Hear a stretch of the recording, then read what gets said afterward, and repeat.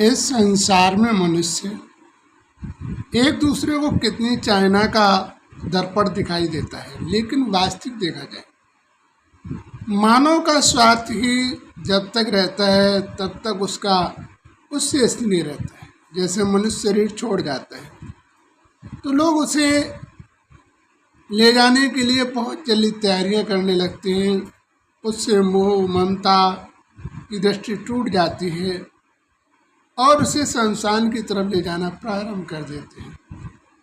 तो विचार करें, इस दुनिया के अंदर मानव के स्वार्थ से सब जुड़ा होता है। न कोई शरीर से प्यार करता है और न कोई आत्मा से प्यार करता है। यदि मान लिया जाए कि शरीर से प्यार करते हैं तो शरीर को जलाने के लिए बहुत जल्दी तैयार हो जाते हैं और सभी जल्दी उसे निकालने को तैयार होते हैं, क्योंकि भोजन कैसे करेंगे। और जब यदि आत्मा से कहा जाए तो मरने वाले व्यक्ति की यदि आत्मा उसके घर में आए तो लोग बड़े परेशान हो जाते हैं, भक्तों के पास दौड़ने लगते हैं। तो ये संसार है, न शरीर से प्यार करता है न आत्मा से करता है। ये संसार सिर्फ स्वार्थ से प्यार करता है। जब तक उसका स्वार्थ रहेगा तब तक वो तुमसे प्यार करेगा। स्वार्थ समाप्त हुआ, मनुष्य का प्रेम स्नेह समाप्त हो जाता है। एक चीज़ है कि समुद्र में जो समाने की नदियाँ होती हैं, समा जाते हैं, हर नदियों को समा लेता है। इस प्रकार से संसार के अंदर भी ये व्यवस्था है।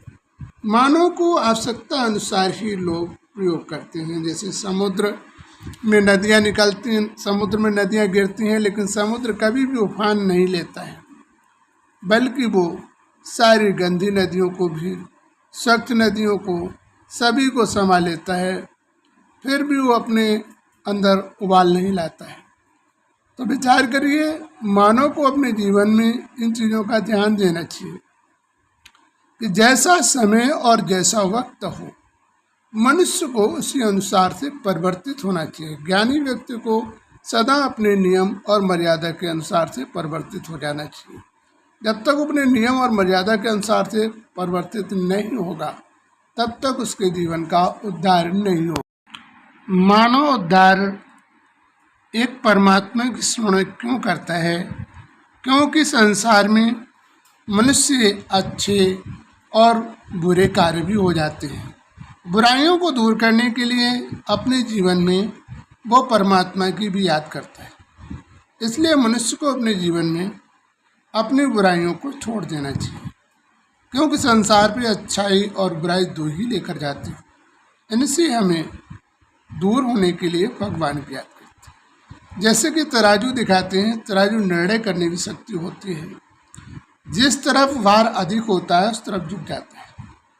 इसी प्रकार से मानव जीवन में भी अच्छाई करोगे तो तुम्हें सुखों की प्राप्ति होगी।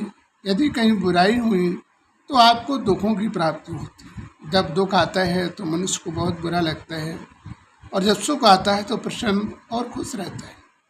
तो वास्तविक हमें अपने जीवन में इस दुख रूपी व्यवस्था को दूर करने के लिए ही हम परमात्मा को याद करते हैं, और इससे हमारे जीवन का संतुलन सही बना रहेगा।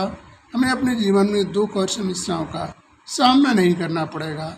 इसीलिए हमें तराजू समान निर्णय करना चाहिए।